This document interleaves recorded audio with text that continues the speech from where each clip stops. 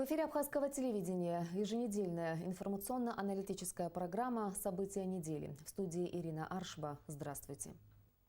Ситуация с заболеваемостью гриппом остается в центре внимания всю неделю. По данным санитарно-эпидемиологической службы Министерства здравоохранения Республики Абхазия, на сегодняшний день лабораторно подтверждены 19 случаев заболевания гриппом штамма H1N1.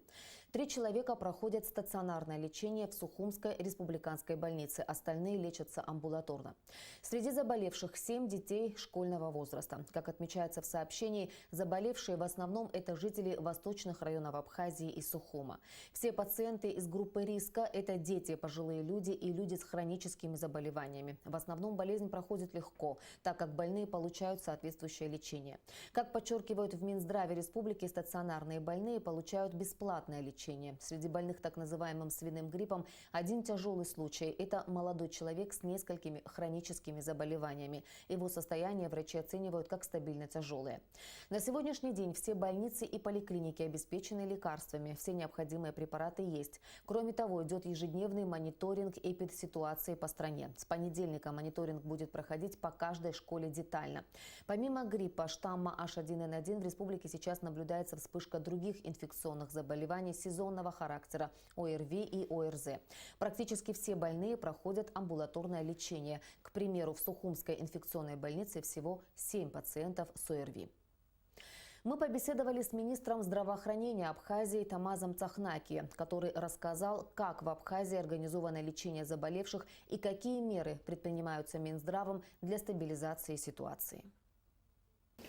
Тамаз Муронович, расскажите, какова ситуация на данный момент с заболеваемостью так называемым свиным гриппом в Абхазии? Я бы сказал следующим образом о ситуации в целом по сезонному гриппу и острым респираторным заболеваниям. На сегодняшний день у нас даже вспышки не отмечаются по этим заболеваниям, хотя есть определенное количество обращений с ОРЗ, с ОРВИ в детские поликлиники, взрослые поликлиники, в лечебные учреждения, куда люди обращаются с разными симптомами, вот именно острых респираторных вирусных инфекций, в том числе с сезонным гриппом. Большая часть пациентов легкой степени тяжести и проходит амбулаторное лечение на дому. Есть тяжелые пациенты, которые поступали с различными осложнениями ОРВИ и сезонного гриппа. Это прежде всего воспаление легких, то, что называется пневмония. Как правило, это люди, у которых имеются тяжелые заболевания сердечно-сосудистой, дыхательной системы, сахарный диабет. Это никак не связано с вирусом H1N1? Вот я сейчас об этом скажу. Те пациенты, у которых верифицированы, то есть установленные симптомы гриппа, были направлены на их материалы, были направлены на исследования. О вирусе гриппа H1N1 мы можем говорить только в том случае, когда это подтверждено лабораторно ПЦР-диагностикой. Вирус гриппа H1N1 это такой же грипп, как и обычный сезонный. Единственное его отличие заключается в том, что он высококонтагиозный.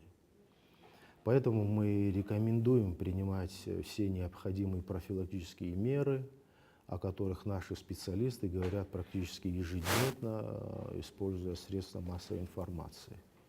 Как известно, вирус H1N1 попал в Абхазию из соседней Грузии. И хотя были предприняты конкретные меры, граница была закрыта на карантин, все равно вирус здесь появился. Насколько Абхазия оказалась готова к появлению вируса? Знаете, как этот вирус выявлен не только в Грузии, его выявляют и в России, в том числе и в Сочинском регионе. Но первые признаки того, что надвигается определенная форма вируса этим сезоном, мы получили с сопредельной территории Грузии эту информацию, по которой стало известно, что там количество заболевших составляет порядка 270 человек на 100 тысяч населения. Это при том, что эпидемия объявляется в том случае, если количество заболевших составляет 450-500 человек на 100 тысяч населения. Вот. Поэтому, конечно, ограничительные меры по пересечению, границы не могут дать стопроцентную гарантию того, что там мы изолируем себя и не будет заболеваний гриппа. Конечно, нет. Но в определенной степени доступ человека на территорию, где наибольшее количество инфицированных и заболевших, конечно, дает свои результаты. Вот то, о чем мы говорим сейчас в рамках профилактических мероприятий, мы рекомендуем отменить все культурно-массовые, спортивные мероприятия, и в первую очередь в детских, школьных, дошкольных учреждениях, для того, чтобы вот этот фактор исключить, вот такое большое скопление людей, где вероятность всегда выше. Кроме того, у нас был принят соответствующий приказ и инструкция по профилактике сезонного гриппа. Это было в октябре месяце. Там четко расписаны, какие мероприятия надо проводить. Но это такая профессиональная инструкция для лечебных учреждений, для образовательных учреждений, кто что должен делать на определенном этапе. И в первую очередь мы в октябре, в ноябре месяце привили, противогриппозной вакциной Гриппол Плюс, там около 4000 человек. Но, к сожалению, как обычно у нас бывает, многие граждане отказывались от вакцинации. Вот у нас та же проблема, кстати, с национальным календарем профилактических прививок, где очень часто родители отказываются вакцинировать своих детей. Поскольку это дело добровольное, мы не можем проявить определенные меры для того, чтобы всех поголовно провакцинировать. Но практика показывает, что вакцинация – это единственный действенный метод профилактики инфекционных заболеваний, и в том числе и гриппа в первую очередь. Вакцина российская очень хорошего качества, она как раз была направлена, она трехвалентная, в состав которой входит в том числе H1N1, то есть достаточно эффективная вакцина. Поэтому мы и сейчас говорим, и в будущем будем призывать наше население в определенный период, когда это положено, своевременно провести эту вакцинацию. Сейчас, конечно, вакцинировать это уже бесполезно, неэффективно, но в будущем, конечно, сделать акцент – это важный этап профилактики. Ну и что касается других мер, вы об этом знаете. Наши стационары, детские медицинские учреждения, они оснащены всем необходимым набором противовирусных, антибактериальных препаратов, других средств, которые применяются. Мы стационарных больных полностью обеспечиваем всем необходимым бесплатно. Вот об этом хотелось поподробнее, потому что многие граждане до последнего тянут поход к врачу, потому что это связано, понятно, с какими-то дополнительными финансовыми проблемами, и лечение дорогое сегодня. На какую помощь бесплатную могут граждане рассчитывать при обнаружении у них вируса? Что касается больных с легкой степенью, любой симптом острого респираторного заболевания необходимо обратиться к врачу. И врач даст соответствующие рекомендации, будь то поликлиника для взрослых, детская или, скажем, больничные учреждения, куда уже обращаются с определенными осложнениями. Госпитализации подлежат больные с тяжелым течением заболевания и с имеющимися осложнениями. Эту категорию пациентов мы полностью обеспечиваем бесплатно всеми этими препаратами. Начиная со сдачи анализа, да? Сдача анализов, тесты, мы их обеспечили экспресс-тестами, это тоже бесплатно. ПЦР-диагностика в БАК-лаборатории, там ни за что платить не надо. Стационарным больным, с тяжелым течением. Вот. Для других пациентов, ну, конечно, доступ в аптеках сегодня широкий, и там есть недорогие противовирусные препараты. Но мы сейчас ставим таким образом вопрос, учитывая то, что для нашего региона вот, характерна вспышка, если она, конечно, будет. Это вот середина февраля до конца февраля и часть марта. Вот. То есть вы не исключаете еще, да? Сезонный грипп, Это про сезонный ОРВИ, говорите, не да, про H1N1 тоже может быть. Мы же не можем стопроцентно гарантировать, что его не будет, или, вернее, он есть, но что его больше не будет. Поэтому что для этого необходимо уже делать сейчас? Помимо тех мероприятий, которые мы уже провели, дополнительно обеспечить вот именно противовирусными препаратами с целью профилактики. Вот эти препараты будут амбулаторно выдаваться, в том числе пациентам с симптомами легкой степени в поликлиниках. Бесплатно, да. Мы уже соответствующую заявку направили, и я думаю, что вот в ближайшие дни получим очередную партию вот этих противовирусных препаратов российского производства, в том числе для бесплатного обеспечения вот, в амбулаторном порядке. А стационар у нас бесплатный. Сейчас также существует опасность вспышки заболевания корью. В соседней Грузии уже говорят об эпидемии. Планирует ли Минздрав Абхазии масштабные какие-то мероприятия по вакцинации от кори? И если планирует, то когда и где человек может сделать прививку от кори? Что касается кори, у нас, вот как я говорил, в национальный календарь профилактических прививок входит противокоревая вакцина. То есть детей прививают. Это для детей, да. Взрослых у нас ревакцинация взрослых не проводилась. Мы только в этом году уже начали эту, хотя и в прошлом году мы проводили вакцинацию взрослого населения, кстати говоря. И в этом году у нас уже вот мы заявку направили, ждем сейчас определенную партию вакцин уже для взрослых. Вот, для того, чтобы их прививать в организованных коллективах, в службах, организациях и так далее, именно среди взрослого населения.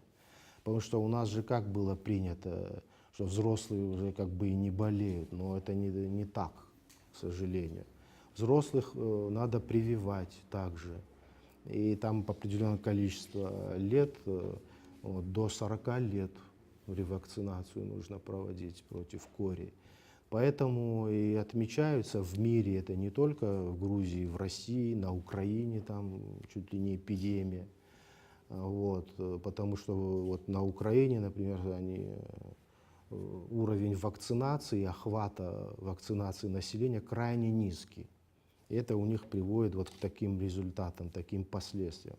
У нас, к счастью, вот по национальному календарю все плановые вакцинации проводятся, конечно, с отказами родителей от многих видов вакцин, но тем не менее мы стараемся, вот наши соответствующие службы, максимально охватить наибольшее число детей в положенные сроки, проводить вакцины против всех инфекций, когда это надо. Конечно, это очень важный вопрос, и он в плановом порядке будет решаться однозначно, причем в самое ближайшее время. Еще одна тема, которая находится в центре внимания нашего общества – тема предполагаемой добычи нефти в Абхазии. Мы попросили прокомментировать ситуацию начальника экспертного управления администрации президента Абхазии Аслана Барцыц. Этот вопрос родился не сегодня, этот вопрос у нас где-то лет 10 тому назад, в 2009 году, были подписаны первые документы между правительством Республики Абхазия и российскими компаниями на разведку полезных ресурсов у нас в стране, в частности на разведку нефти. И исходя из этого, сегодня правительство Абхазии продлило действие этих договоров И те фирмы, которые занимаются этой деятельностью, они как бы продолжают заниматься этой деятельностью. Насколько я понимаю, что в договорах были учтены эти моменты. Абхазия, как и любое нормальное цивилизованное государство, она выполняет все взятые на себя международные соглашения и договора. Это как и престиж государства, так же и ее авторитет. Но кроме всего прочего, там заложены некие механизмы, которые в случае невыполнения сторон, они накладывают финансовые какие-то обязательства. Это штрафные такие санкции и так далее и тому подобное. Но для того, чтобы все это решать, как говорится, в рамках достигнутых соглашений, поэтому на сегодняшний день ситуация такая, какая есть. Речь идет о геолого-разведочных работах на территории Республики Абхазия и на морском шельфе. Вот эти все вещи, когда мы говорим и когда общество справедливо интересуется вопросами, такими вопросами общенационального нашего, касаемо каждого гражданина, они справедливы. Эти вопросы четко прописаны в законе о недрах. Вот давайте я вам приведу небольшую цитату из этого закона. Значит, полезные ископаемые, энергетические и иные ресурсы являются государственной собственностью. То есть мы все должны исходить из этого тезиса. Что такое государственная собственность? Это собственность, принадлежащая всем гражданам Республики Абхазия. Мы, говоря сегодня о каких-то разведывательных мероприятиях и так далее, мы должны понимать, а что за этим стоит. Прошла геологоразведка, допустим, выявили там какие-то запасы на какой-то глубине и так далее. Если впоследствии это будет иметь смысл промышленной добычи и разработки, то здесь, на мой взгляд, необходим очень четкий подход. В первую очередь это должны быть интересы государства и ее народа. Вот мы с вами видим, да, страны, чьи экономики непосредственно завязаны на нефтедобыче. Это арабские страны, это страны Северной Европы и так далее, и так далее. А что дает это государство, что дает это в бюджет? Мы должны четко, поэтапно, все у нас должно быть расписано и понятно каждому гражданину Республики Абхазия. Это один момент. Второй момент. Если возникает спорный момент между субъектами, да, какой суд будет решать? Это очень важный момент, потому что от решения суда, от решения спорных моментов, то где и как оно будет решаться, зависит очень много моментов. В процессе работы эти вопросы могут возникать, они будут возникать. И дабы Абхазия не теряла своих интересов в этом деле, чтобы она не осталась у разбитого корыта, эти все вопросы должны быть четко сформулированы, четко изложены и четко прописаны. Вот, например, мы говорим о том, что в случае промышленной разработки, бюджет Абхазии там в 5-10 раз возрастет.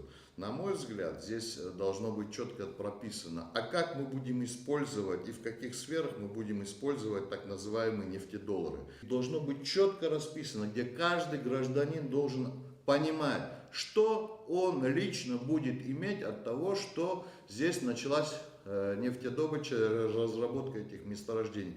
Без этого, я считаю, нам никуда. Как вы отметили, нефть – это важный стратегический ресурс, и если вдруг в Абхазии будет обнаружено черное золото, то это может стать точкой отсчета быстрого социально-экономического развития страны.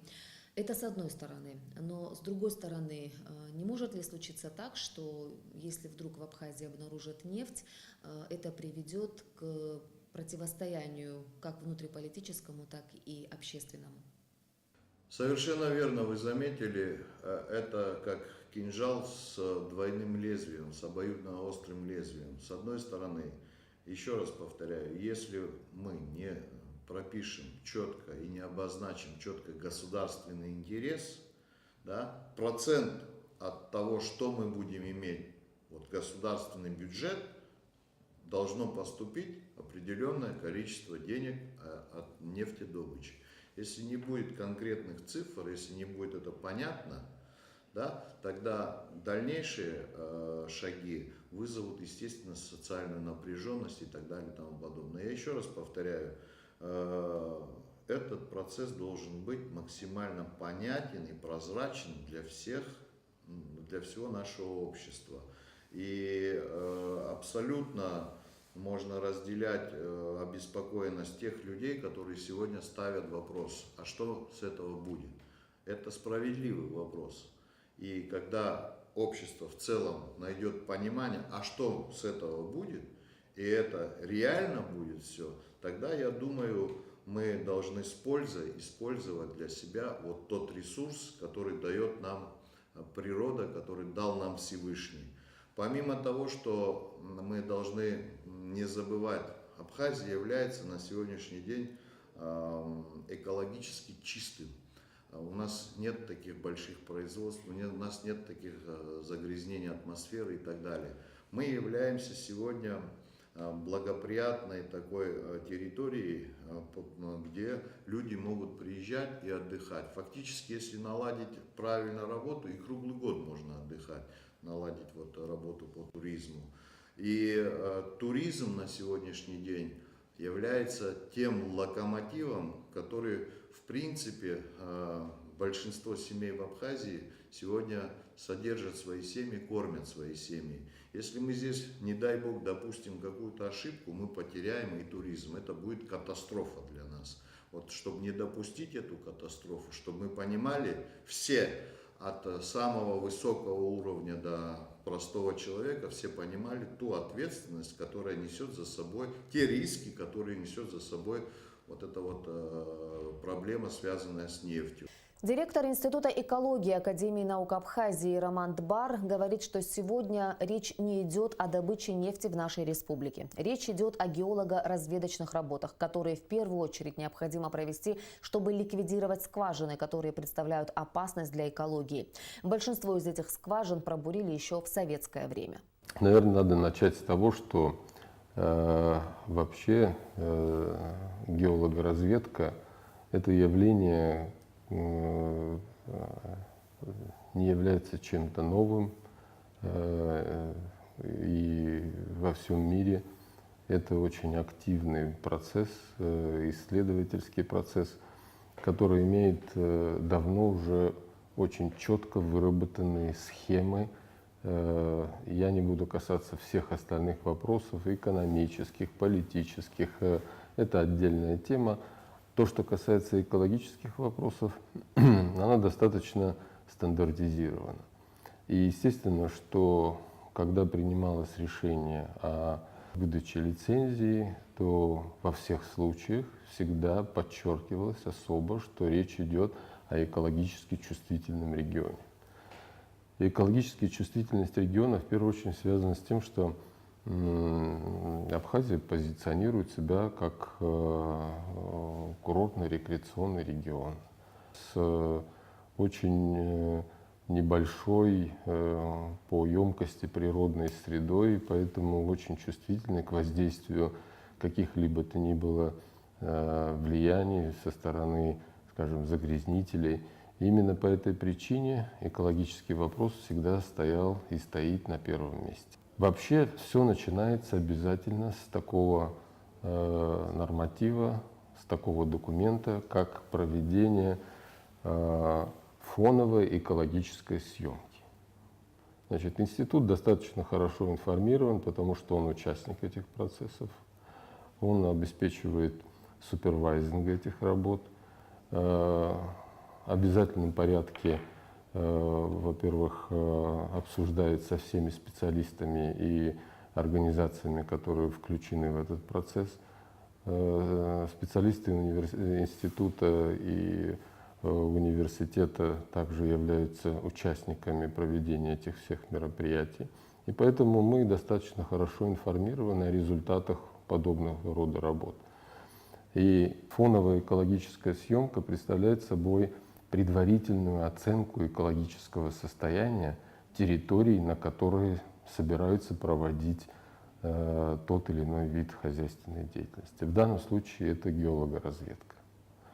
Значит, она включает все параметры среды, начиная от животного мира, растительности, гидрохимии, почвенного состава, загрязнения почвы, грунтовых вод. И в конечном счете составляется такой документ, который является основой, от которого в дальнейшем отталкивается любая претензия к компании, которая будет ей высказана в случае ухудшения природной среды. Это все оговаривается в соглашении? Конечно, это оговаривается в лицензионном соглашении, и все последующие действия, они также сопровождаются ежегодной экологической съемкой, для того, чтобы можно было сравнить изменяющиеся параметры среды. И в случае, если какие-то параметры среды начинают отклоняться, тогда выявляют источники. И если в этом вина, значит, компании, которая занимается данной деятельностью, соответственно, ей предъявляются претензии, и она должна устранить или ликвидировать, значит, те факторы, которые приводят к этому. Если говорить, например, в данной ситуации, то по, например, деятельности Апсны Ойл и компании ННК в Абхазии, то на сегодняшний день, значит, вся ее деятельность абсолютно пока укладывается в норматив, который был заявлен. То есть они провели, значит, фоновую экологическую съемку. Этот документ существует, он подготовлен, и он является базовым документом, от которого мы будем отталкиваться в последующем. Значит, те работы, которые проводятся сейчас или были проведены совсем недавно на реке, они в высшей степени были необходимы, и они проведены за счет компании. Это достаточно большие средства. Я сейчас в финансовые детали не могу вдаваться, потому что не знаю, но могу приблизительно представлять порядок этих цен, потому что на отрезке почти 600 метров, значит, на реке произведены работы, которые связаны с берегоукрепительными работами, обваловыванием, отведением русла реки от скважины, которая фактически находится в русле реки, для того, чтобы в случае весенних паводков она не была бы разрушена. О какой реке сейчас идет речь? Оку. И на сегодняшний день, даже если сейчас будет какой-то экстремальный паводок, значит, скважина находится в безопасном состоянии, потому что от нее отведено русло, и таким образом в ближайшее даже время, если какие-то наступят последствия, она будет ограждена от воздействия. Можем мы оставить это в таком виде, не прикасаясь к этому, не оказывая никакого влияния? Нет, конечно, мы не можем, потому что река, естественно, меандрирует, это вот естественный процесс движения реки вправо-влево, и рано или поздно она обязательно придет к этой скважине и начнет ее разрушать. Река небольшая, но во время паводков она влечет, значит, различного рода материал, не только камни и там гальку, но она приносит и деревья, и поэтому может образовывать временные запруды с большой энергией. И естественно, что рано или поздно она сорвет, значит, этот оголовок с совершенно неизвестными последствиями на будущее. Поэтому те действия, которые были первоначально произведены компанией, они абсолютно экологичны и обеспечивают безопасность функционирования и существования этой скважины до момента начала ее расконсервации, оценки состояния и так далее. Ну, у людей может складываться очень упрощенное представление о характере подобного рода работ. Ну, можно сказать о том, что почему нельзя подойти, взять, значит, из скважины, значит, так сказать, открыть ее и посмотреть, что там есть.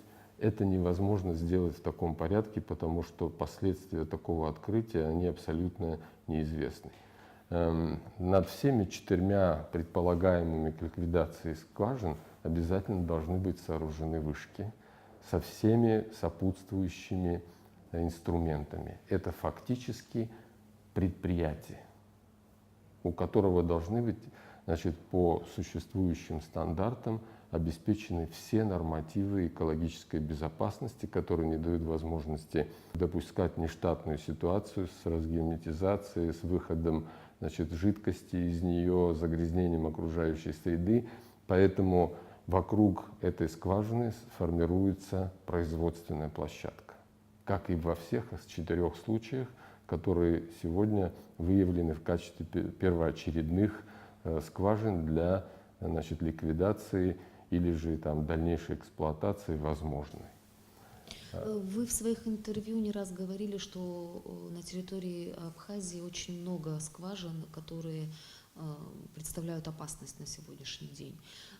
Вот это соглашение, о котором идет речь, предусматривает ли оно исследование и санацию вот тех скважин, которые опасны? Или только это касается именно 4 скважин в селе Охум? Да, то есть в данном случае, значит, из наиболее проблемных были выделены 4, но их больше 3 десятков. Возможно, что это, так сказать, последующие шаги, которые будут предприняты для, значит, методичного обследования и, значит, санации, ликвидации остальных скважин. То, к чему мы привыкли, например, скважины вдоль дорог, которые фонтанируют горячей водой, это абсолютно ненормальное явление. Если же мы сегодня попытаемся собственными силами хотя бы из одной из этих скважин привести в порядок, у нас не хватит ни сил, ни достаточного знания, технологических возможностей для того, чтобы это сделать. Поэтому присутствие специализированной компании, которая может проводить подобного рода в Абхазии, это тот путь, по которому нужно идти для того, чтобы снять экологические проблемы со всех тех скважин, которые были сделаны в советское время. И естественно, что другим очень важным элементом является, что в процессе работы очень и у нас возникали эти вопросы, каким образом будут проводиться, значит, оценки правильности принятия инженерных решений и технических решений.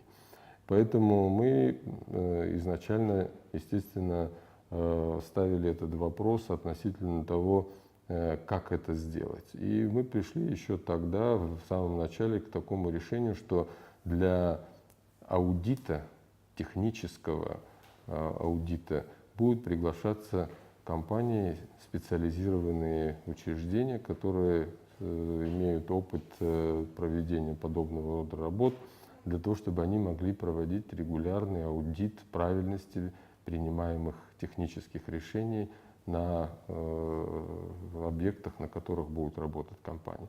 Таким образом, экологическая безопасность – это вопрос не общий, он конкретный, детальный, и он укладывается в такие параметры.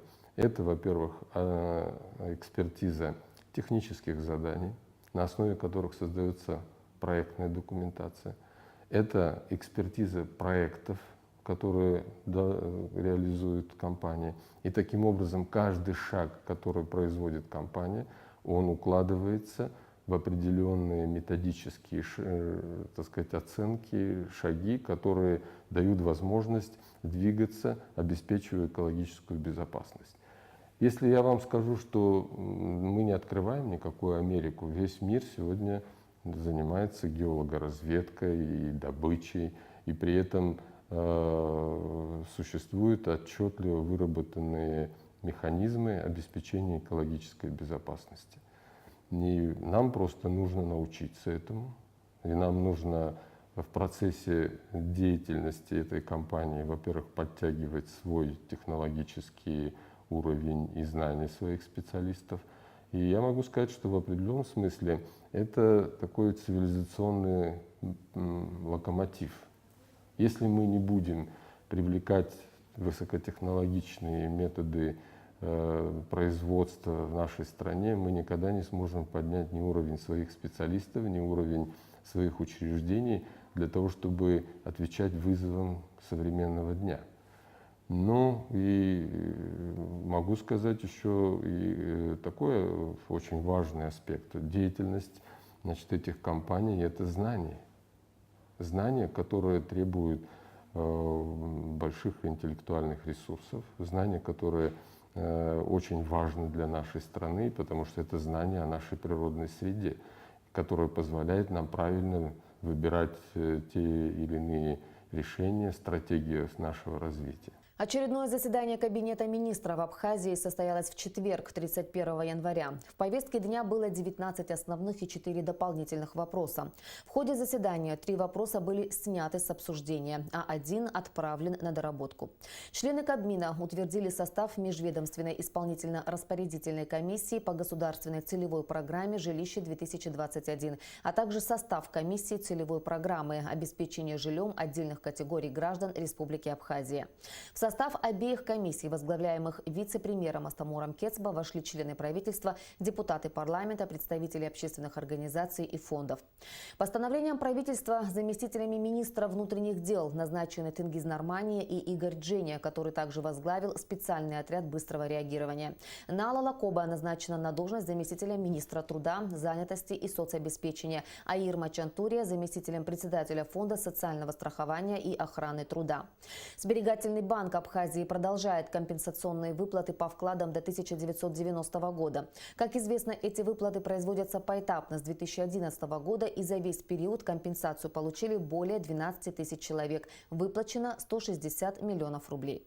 Государственный комитет по управлению госимуществом и приватизации вынес на рассмотрение членов правительства вопрос о ликвидации лизинговой компании «Абхазлизинг». По данному предложению у членов правительства возникли вопросы, в частности, кто после ликвидации компании будет платить ее долги. В итоге, после обсуждения, этот вопрос был отложен. С 1 февраля будут увеличены сборы за получение ресурса нумерации. Это касается мобильных операторов, осуществляющих свою деятельность на территории Абхазии. Постановлением Кабинета министров также внесены изменения в таможенный тариф Республики Абхазия. Повышены ввозные пошлины на хлебобулочную продукцию. Устанавливаем ставку в размере 10% от стоимости, то есть это валорная ставка. Необходимость в такого рода изменениях возникла с тем, что в Абхазии достаточно высокий уровень и количество компаний, которые производят достаточно конкурентные виды продукции. И для того, чтобы поддержать отечественного производителя, вот такая мера вводится. Указом президента Абхазии Рауля Хаджимба за многолетнюю и плодотворную работу, активное участие в общественно-политической жизни страны депутат Народного собрания парламента Республики Абхазия 2 и 4 созывов, директор Рицинского реликтового национального парка Рита Лолуа награждена орденом Архидз-Апша 3-й степени. На этой неделе состоялось первое рабочее заседание Государственной комиссии по проведению юбилейных мероприятий, посвященных 145-летию со дня рождения основателя абхазской литературы, выдающегося поэта, прозаика, драматурга, историка, общественного деятеля, народного поэта Абхазии Дмитрия Иосифовича Гулия и столетию со дня выхода первого номера газеты «Апсны». Членами комиссии были обсуждены различные предложения по организации юбилейных мероприятий. В течение года во всех образовательных учреждениях страны пройдут литературные вечера, посвященные творчеству великого поэта. Так как до дня рождения Дмитрия Иосифовича остается не так много времени, было решено в этот день, 21 февраля, отметить дату в узком кругу в Доме-музее писателя, а позже провести торжественный вечер в Абхазском государственном драматическом театре. 27 февраля, к столетию со дня выхода первого номера газеты «Апсны», в Музее боевой славы имени Владислава Арзенба состоится научная конференция, до начала которой в Центральном выставочном зале Сухума будет организована фотоэкспозиция, посвященная истории газеты. Кроме того, на улицах городов и районов Абхазии появятся красочные баннеры со знаменитыми четверостишиями основоположника национальной литературы Дмитрия Гулия. Окончательный план юбилейных мероприятий комиссия должна представить в течение 2 недель. Дмитрий Иосифович Гулия, он бессмертен, произведения его действительно бессмертны. И чем больше времени проходит, тем больше мы убеждаемся и глубоко убеждаемся в том, что и его произведения, они по-прежнему актуальны. Настолько многогранные образы, представленные великим поэтом, прозаиком, но в то же время, насколько они представляют ценность в плане духовном, в плане выражения национальной идеи, национального мировоззрения. Что касается газеты национальной, нашей первой абхазской газеты «Апсны», в страшных условиях и в плане политическом, в плане общественно-политическом создавалась эта газета. И слава Богу, у нас есть огромная такая увесистая книга, в которую вошли почти все номера. Днем национальной печати у нас считается 27 февраля, в Абхазии, потому что с этой газеты, с этого печатного издания началось наше формирование нашего печатного слова. Вот почему очень важно столетие отметить на достойном уровне. По инициативе Совета старейшин Ачамчирского района в Ачамчире состоялось собрание с участием актива района и представителей прокуратуры. На собрании обсуждалась криминогенная ситуация в стране. В частности, имевшие место факты убийства российских граждан Михаила Маслова в селе Тамыш и Михаила Иваленко в Гагре. Участники встречи выразили обеспокоенность, что такого рода происшествия могут негативно сказаться на российско-абхазских отношениях. Виновные в данных преступлениях должны быть наказаны по всей строгости закона, отмечали выступавшие. Жители района болезненно восприняли, и мы, Совет старейшин района, обсудили, что этот случай очень нехороший, и все люди рассказали об этом. Россия является стратегическим партнером для нашего государства, и с русским населением так нельзя поступать. Вот так все выступающие болезненно говорили об этом. В чемпионате Европы КОНИФА-2019, который пройдет в Степанакерте с 1 по 16 июня, примут участие 12 команд. Жеребьевка группового этапа прошла в Кракове в воскресенье 27 января. Сборная Абхазии по итогам жеребьевки попала в группу «Б». С кем предстоит побороться абхазским футболистам и какие у них шансы по выходу из группы? В репортаже Саида Джарсалия. Жеребьевка команд чемпионата Европы под эгидой КОНИФА прошла в польском городе Кракове. В этом году участие в чемпионате примут 12 сборных команд. В их числе Абхазия, Арцах, Луганская и Донецкая народные республики, Лапландия, графство Ницца, Чамерия, Падания, Сардиния, Сикейский край, Западная Армения и Южная Осетия. По итогам жеребьевки чемпионата Европы под эгидой КОНИФА сборная Абхазии попала в группу «Б». Наша команда поборется за выход из группы с командами графства Ницца и Чамерии. По мнению экспертов, одна из команд довольно опытна и хорошо подготовлена. Но по словам футбольного эксперта Вианора Тужба, шансы на выход из группы у сборной Абхазии есть. Однако не стоит недооценивать среди команд-участниц и дебютантов, которые могут стать серьезными соперниками. Если говорить вообще о всем турнире, то, естественно, фаворитами, наверное, будет команда Арцаха, Нагорного Карабаха, так как хозяева турнира. Очень сильная команда Падани, двукратный чемпион Европы. В этом году впервые дебютирует команда ЛНР и ДНР. Все знают то, что, как правило, в Донецке и в Луганске всегда очень был сильный футбол. Поэтому эти команды тоже, наверное, представляют довольно серьезную силу. Весь состав участников этого чемпионата, в отличие от предыдущих и чемпионатов Европы и мира, он ровный. Таких проходных игр, как были на предыдущих чемпионатах, допустим, вот как у нас с Чагасом, где были результаты 11, 9-0 и так далее, таких на этом чемпионате не будет точно. Для того, чтобы сборная Абхазия хорошо проявила себя на чемпионате Европы, футболистам нужно чаще тренироваться. Для этого нужно провести как минимум 2 сбора и несколько товарищеских матчей. Понятно, что все команды одинаково хорошего уровня не бывают. Кто-то чуть сильнее, кто-то чуть слабее в плане техники, в плане тактики, в плане функциональной подготовки. Но вот все эти параметры нам, нашей сборной, нужно решать заранее. Шансы есть. Однозначно есть. Я думаю, что это и показал чемпионат мира, который у нас проходил. Это, в принципе, всего лишь прошло более 2,5 лет, скажем так. И не просто так ведь стали чемпионами. Да и на чемпионате Европы последнем, что в Лондоне, наша команда, в принципе, выступила неплохо. Просто, опять-таки, не хватило нормальной подготовки. И если это все в комплексе удастся, то я думаю, что наша команда однозначно выйдет из группы, вполне по силам войти в финальную четверку, это однозначно. Конфедерация независимых футбольных ассоциаций КОНИФА, основанная 7 июня 2013 года, объединяет сборные по футболу, официально не входящие в состав ФИФА. Она насчитывает более 40 команд. В 2016 году чемпионат мира КОНИФА прошел в Абхазии. Тогда наша сборная стала победителем турнира. В этом году чемпионат Европы под эгидой КОНИФА будет проходить с 1 по 16 июня в столице Нагорного Карабаха Степанакерте. Сейджар Сали, Алексей Баструков, Абхазское телевидение. Такими были события уходящей недели. Какими они будут, мы обязательно расскажем вам в следующей программе. Всего доброго.